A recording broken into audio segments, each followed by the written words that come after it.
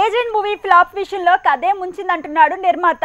సెట్లో కథకి రిపేర్లు చేయడమే పెద్ద తప్పన్నాడు. ఎందుకో ఇవి మెగాస్టార్ మాటల్లానే వినిపిస్తున్నాయనే వాదన పెరిగింది. ఆచార్యకి ఎదురైన సమస్య ఏజెంట్కి రిపీట్ అయిందంటున్నారు. మొత్తానికి టాలీవుడ్ టాప్ లేపేసే డైరెక్టర్లు ఈ మధ్య షాక్లు ఇస్తున్నారు.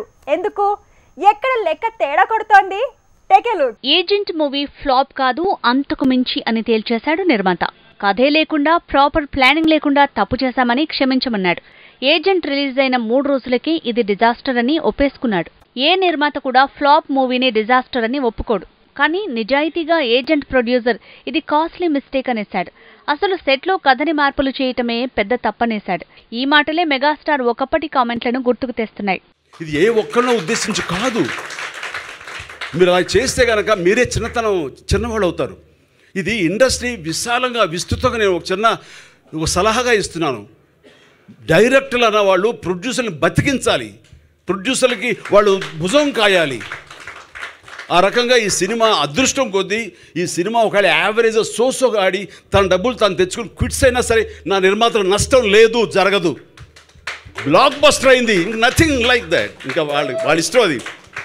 వాళ్ళకి మహా సంతోషపడితే ఒక ఎక్స్ట్రా డబ్బులు కూడా ఇస్తారు. ప్రతి ఒక్కళ్ళు పరిశ్రమలో ప్రతి ఒక్కళ్ళు అప్కమింగ్ డైరెక్టర్స్ కానివ్వండి, సీనియర్ డైరెక్టర్స్ కానీ ఇంకోళ్ళు కానివ్వండి, కొంతమందికి చెల్లుతుంది. ఎస్, నిజమే. కథ సిద్ధం కాకుండా ఏ మూవీ తీసినా అది వ్యధనే మిగులుస్తుంది. ఆచార్య విషయంలో కథా లోపాలు, సెట్ల స్క్రిప్ట్ తాలూకు మార్పులు బాక్సాఫీస్లో షాక్కి కారణమయ్యాయన్నారు. కామెంట్లు చేశారు.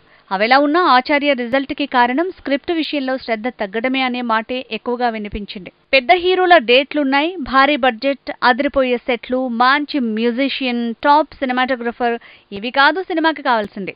కత్తి లాంటి కథ. అది ఉంటేనే మిగతావన్నీ లెక్కలోకి వస్తాయి. అసలు అది లేకపోతే మిగతావన్నీ కొసరే అన్నాడు చిరు. అదే మాట ఇప్పుడు ఏజెంట్ విషయంలో రీసౌండ్కి కారణమవుతోంది. కావాల్సిన మేరకు మీరు కుదించుకుని ఆలోచించుకుని రాస్తున్నప్పుడే విజువలైజ్ చేసుకుని రాసుకుంటున్నప్పుడే ఎడిటింగ్ చేసుకుని ఇన్ని క్రాఫ్ట్లు డైరెక్టర్కి ఉండాలి. ఉంటే ఫైనల్ ఎడిటింగ్ మాస్టర్ చెప్తారు, తీసేసి పెడదాం సార్ అంటారు. వీళ్ళని కాదు, కొంతమంది లేదు ఈ షాట్ వస్తుంది, ఇంత లెంగ్త్ సరిపోతుంది, ఈ షాట్ కోసం మళ్ళీ ఎగైన్ చేస్తుంటే ఆర్టిస్ట్ ఒళ్ళు హోనం అయిపోతుంది. అలాగే ఎంత డబ్బు వేస్ట్ అయిపోతుంది, ఎంత టైం వేస్ట్ అయిపోతుంది. కాదు కదా, ఎడిటింగ్లో ఇచ్చాలు 2 యాంగిల్ మార్చండి, అటు తీసుకోండి. అలా తీసుకుంటే ఆర్టిస్ట్కి కంఫర్టబుల్, ప్రొడ్యూసర్కి కంఫర్టబుల్, డైరెక్టర్ విత్ ఇన్ డేస్లో టైం సినిమా తీస్తుంటుంది. మీరు ఇది ప్రతి వాళ్ళకి ఎడ్యుకేషన్. ఇది ప్రొడ్యూసర్స్ బతకాలి, ప్రొడ్యూసర్స్ నిలదొక్కుకోవాలి. వాళ్ళు ఉంటేనే ఈ రోజున మనందరం బాగుంటాం. మనం ఇంత డబ్బు తీసుకుంటున్నామంటే అది నిజంగా వాళ్ళందరూ బాగుంటేనే. వాళ్ళు బాగుంటే ఎక్కడికో వెళ్ళరు, మనకే ఇస్తారు. Thank you sir. ఏజెంట్ నిర్మాతనే సురేందర్ రెడ్డి ముంచేశాడనే ట్రోలింగ్ పెరిగింది. ఈ ప్రాసెస్లో అఖిల్కి కోలుకోలేని దెబ్బ తగిలింది. అచ్చంగా ఇలానే లైగర్ విషయంలో పూరి దారి తప్పాడన్నారు. పూరి జగన్నాథే లైగర్ మూవీకి నిర్మాత అయినా మరికొందరు నిర్మాతలు పెట్టుబడితో పాటు కథలో కాలు కూడా పెట్టారన్నారు. ఫలితంగా లైగర్ బాక్సాఫీస్లో ఫ్లాప్ అయింది. విజయ్ దేవరకొండ జీవితం తలకిందులైంది.